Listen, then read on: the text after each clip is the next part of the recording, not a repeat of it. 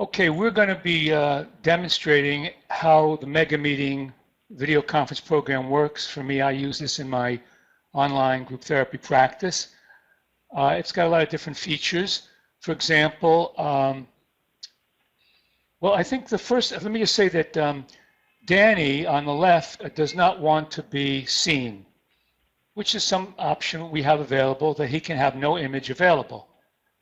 The rest of the folks are all brave and willing to be seen. So what I'd like to do would be to just go around kind of quickly and everyone introduce yourself, maybe your name, how old you are, where you're from, anything else you'd like to tell us about yourself. So would you start out, Philip, please? Yeah, sure. Hi, everybody. My name is Phil. I'm in Toronto. I'm 30 years old. Okay, Phil. Kay, you want to introduce yourself? Yes. My name is Kay. I'm 36, and I'm from Sydney, Australia. Oh, quite a way. Danny? My name is Danny. I'm from Cincinnati, Ohio. I'm 27 years old. Okay. Jennifer? Hi, my name is Jennifer. I'm 34 years old from Los Angeles, California. Hi, I'm Tina. I'm 29 and I'm from Cleveland, Ohio. Okay. Now, before we go ahead, I'd like to show you some of the effects that I can use. For example, I might want to explain to the group about, say, addiction. So I pull up a whiteboard and I can draw a graph. I can say this will represent one axis. This is another axis. Down here would be time. Right down here would be time. Time. I have to make that bigger. Okay, bear with me. Okay, hold on one second. Well, that's time. And over here I can put, what did I write, text? Okay. And I can draw a progressive history of recovery. In other words, it constantly gets better. You see the median line, but there are ups and downs. The person might have had a relapse here, and then they go back into recovery, relapse. But as you can see, the continuum is progressively getting better. And you can use the whiteboard for many different purposes. Also have a noteboard. For example, if I wanted to that's the whiteboard again. Have a note. I'm not doing too well here, folks. The noteboard is here. Let's say I wanted to give them a web page. So I would say, instead of saying go to www, I'd write it out, www, oops, NCAD conference St. Louis, America.com. Everyone can copy that. So there are uses of the noteboard. Now, the thing I like most about the video conference program is that I can make people larger and smaller and move them around. This is the way I've set it up. Now, Phil, how are you feeling today? I'm doing well today, thanks. Okay. Now, let's suppose Phil started bragging. Oh, I'm doing terrific. I've done this. I've done that. Well, what I can do while he's bragging is this. I can make him smaller and smaller. Or, if I want to, there are a lot of kind of interesting techniques you can work in group therapy. I can take myself and Philip, put us on the side, and put Dan on the side here, and Jennifer on the side, and arrange a confrontation or a discussion between Tina and Kay. And we'll be spectators on the side. There are a lot of things you can do by moving it around. You also have the ability to use what they call fit screen, which is what I usually use, automatically fits everybody to the screen. And that's the way I do my groups.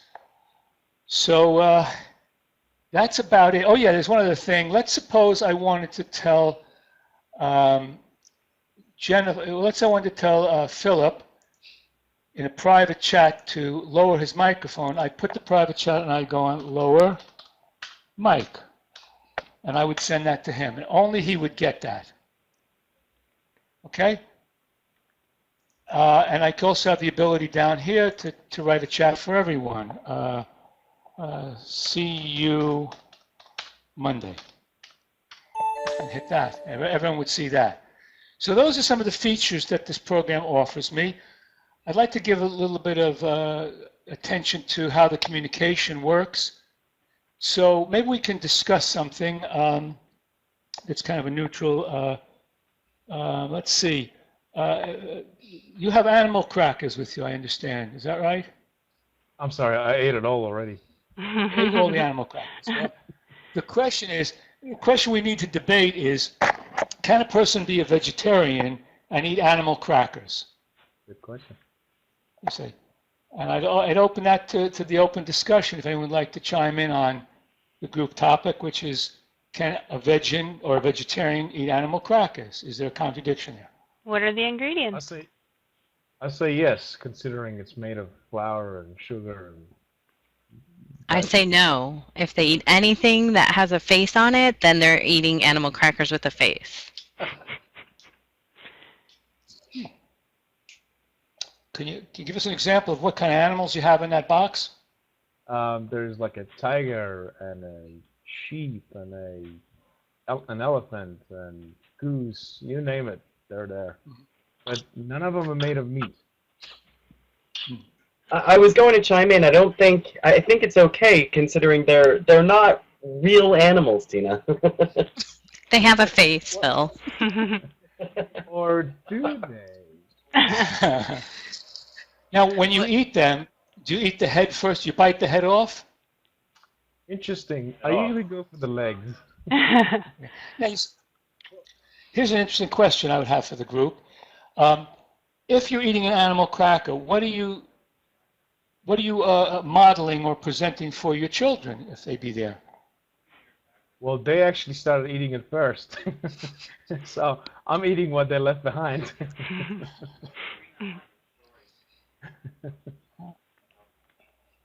Well, Okay, I don't so think it's that- okay to eat elephants, so you should make sure the kids know not to eat the elephants. But the husk is already taken out outside. Hi, are there any other things you might want to point out that from your experience being a participant? How do you feel about having Danny blackened out? If this were an actual group therapy session, would you all be okay with him being blacked out? Yeah, I mean, it's got to be how, especially patients, how they feel. I mean, as a facilitator or the moderator or the therapist, it's good to be seen, but as a patient, maybe, especially for the first 2 or 3 sessions, you just want to lay back and basically listen rather than and talk and be seen. I think it's good, but for me as a patient, I got on here very easy. In fact, I just clicked on the link, typed my name, and it was working. And that's what I like about it the most. Browser-based. Yeah, that for me is a real advantage. I tried some programs where the person had to download a program, and at the end of the meeting it said, such and such company has left a cookie on your machine. And when you're working with addicts, freak some people out. Animal cookie. I think with therapy in general, in order for it to be successful, you have to be comfortable in the space that you're receiving the therapy. So being able to join a session from your home where you are most comfortable, it's very beneficial. Yeah. For me too, I've already discussed that, or I will be discussing it during this session with the audience that are looking at you here in St. Louis. But yeah, I find that convenient for me. I don't have to travel, that kind of thing. And it's just real simple. I personally, as a therapist, do not like to have a person in my meeting without being able to see that person. But I allowed it today because I did want to demonstrate that possibility. But I think we all have to see and hear one another equally. I just don't like it. It would be like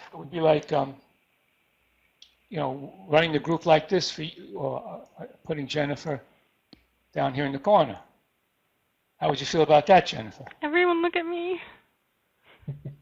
No one puts Jennifer in the corner. No?